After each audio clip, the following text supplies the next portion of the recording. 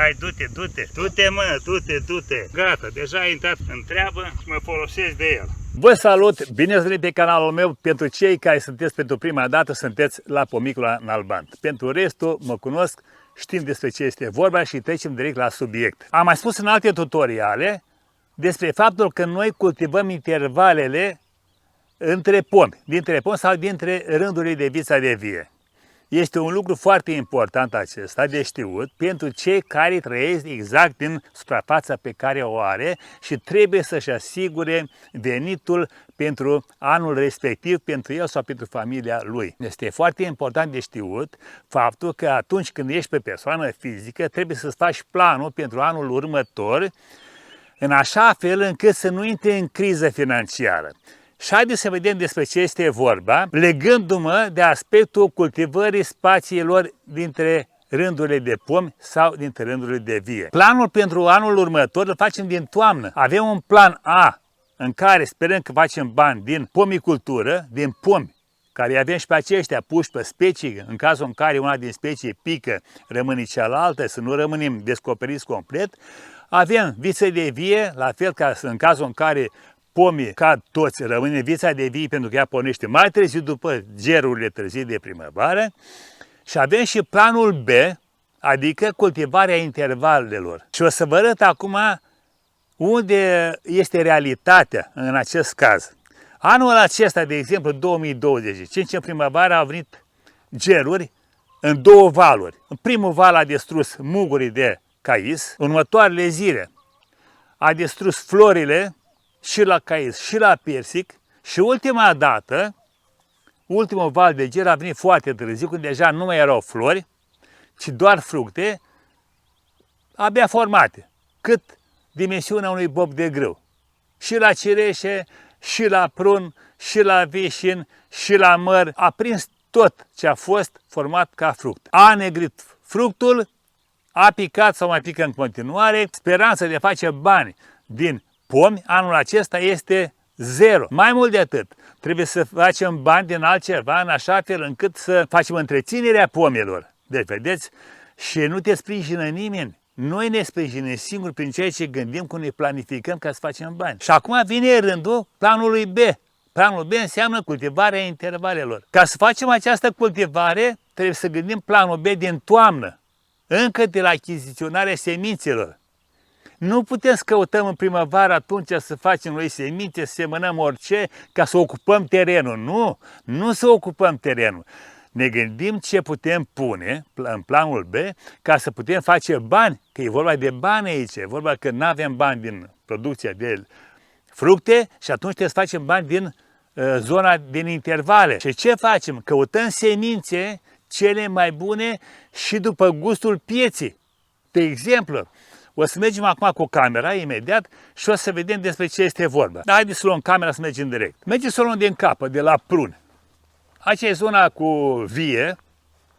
Deci să știți că suprafața asta pe care eu o expun cu cultivarea intervalelor nu e foarte mare. Avem, nu știu, 2000 de metri pătrați de prun și 2000 de metri pătrați cu viță de vie, pe care am zis eu că o exploatez în planul A și B. O luăm din capăt, de la prun.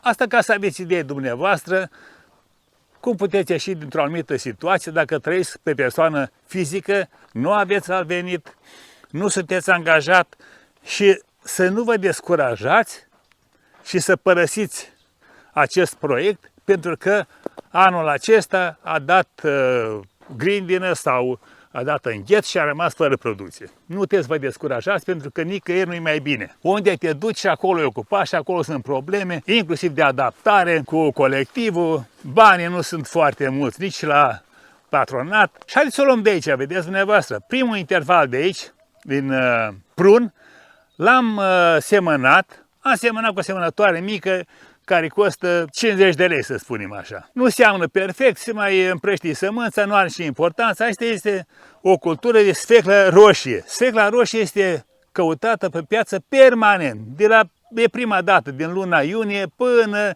în decembrie și iarnă. Recoltarea se face prin rărire, în așa fel încât să avem produse toată vara. Următorul interval l-am semănat cu pătrunjel de frunză. Vedeți, deja se văd rândurile.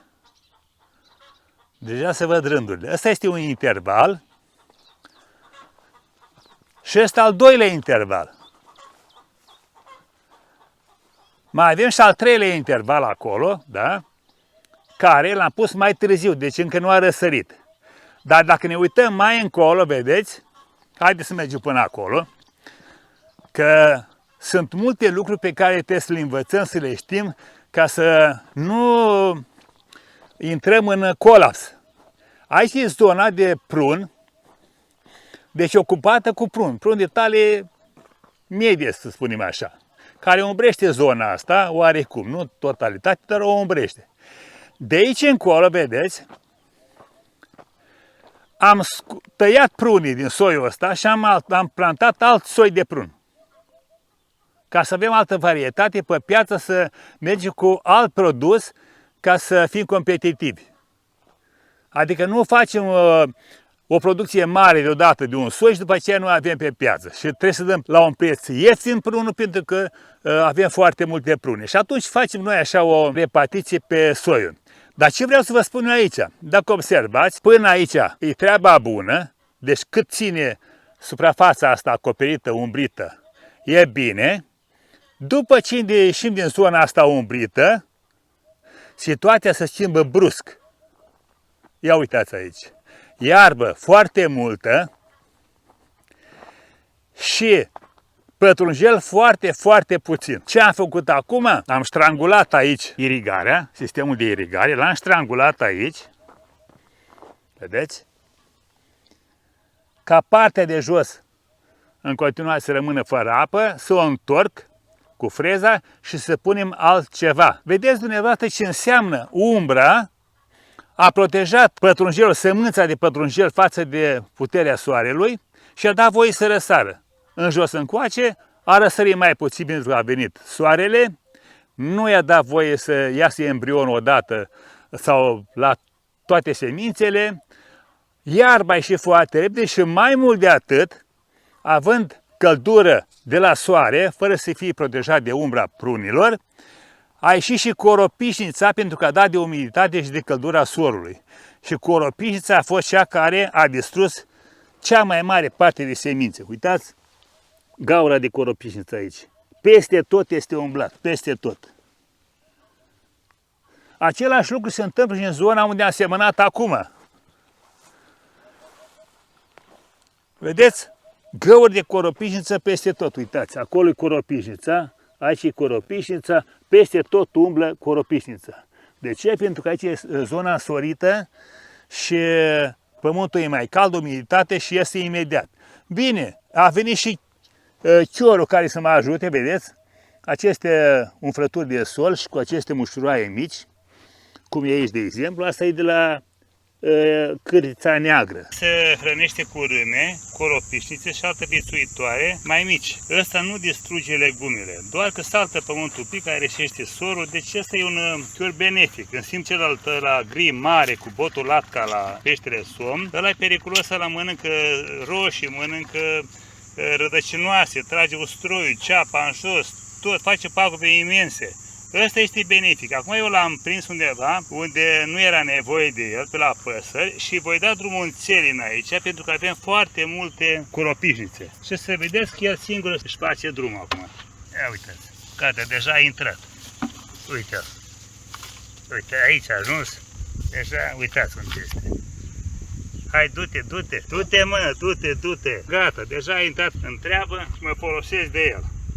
Cârtița neagră este cârtița care se alimentează cu râme, cu insecte, nu mănâncă plante, vedeți? Exact unde sunt găuri mai multe, apare și cârtița neagră. Asta este bună. Deranjează un pic solul, dar ne ajută în felul în care nu ne distruge toată sămânța, coropișnița. Bun, haideți să ne întoarcem acum. Am văzut ce putem să facem pe interval. Deci am semănat acolo sfecla roșie, am pus pătrunjel într-o etapă, asta e altă etapă, așteptăm acum să răsară. Deci am făcut umiditatea necesară, așteptăm să răsară. Alt interval și aici vedeți dumneavoastră, avem intervalul pregătit pentru alte culturi. Aici la fel, intervalul e pregătit pentru alte culturi. Cel mai probabil aici vom pune dovlecel sau poate chiar țelină de frunză. Aici în vița de vie, vedeți, și aici avem intervalele ori pregătite, ori deja folosite. Uitați aici, de exemplu, bine, că asta o fac eu pentru că vând vița de vie. Asta este vița de vie în Moldova pusă la înrădăcinat, la școală, cum se spune, vedeți? Încă n-a pornit, acum se umflă mugurii, dacă ne uităm mai de aproape așa, vedeți, se umflă mugurii, acum pornesc și în toamnă să avem la vânzare. Aici intervalul este gol, așteaptă să fie populat, aici la fel, aici la fel, aici avem o bandă, un interval în care am pus căpșuni, dar am făcut o mare greșeală aici în ceea ce privește mulcirea și o să fac un tutorial după acesta imediat să vă explic despre ce este vorba și o să vă arăt clar ce se întâmplă în situația în care nu folosim un mulci corespunzător. Aici este un interval cu mărar, care zic eu că într-o săptămână intrăm la recoltat prin rărire, da? Vedeți?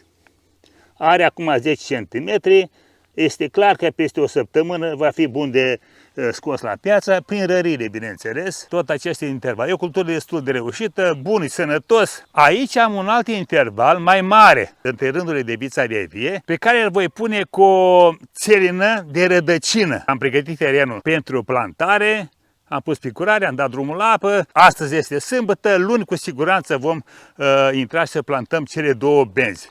Iar în zona alăturată aici, îl vom pregăti pentru următoarea etapă, adică răsadul, după ce scoatem o parte din răsad, cel care rămâne să revigorează, mai crește și îl plantăm în cele două benzi următoare. Aici am ocupat și noi cu butaș de smochin, păsările, găinile libere, uitați ce au făcut.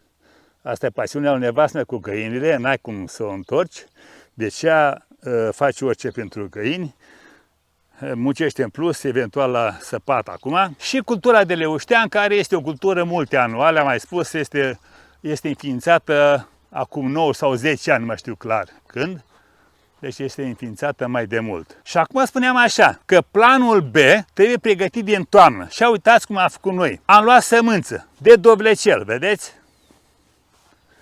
Nu orice dovlecel, ci un dovlecel care se pretează pentru piață, adică să fie cilindric, să aibă o lungime corespunzătoare de maxim 20 de centimetri. Avem răsad de roșii, vedeți, pentru alt interval. Aici avem răsadul de țelină, vedeți, până acolo este țelină de frunză. Se cunoaște și ca dimensiune și culoare. De stânga la dreapta avem răsad de țelină de frunză și în continuare avem răsad de țelină de rădăcină. Ăsta este un soi. Ăsta este alt soi. Deci avem două soiuri, pentru că, vedeți dumneavoastră, pe piață lumea vrea cu un aspect și cu alt aspect. Noi ne adaptăm la cerințele pieței.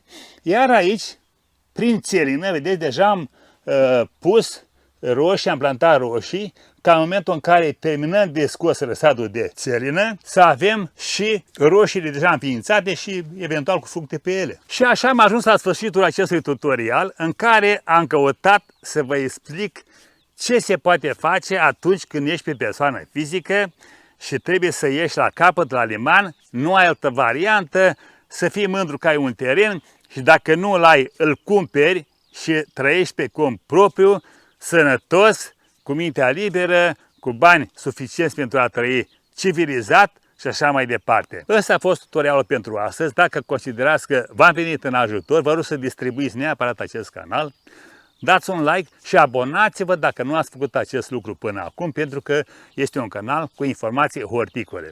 La revedere și succes pe toată linia!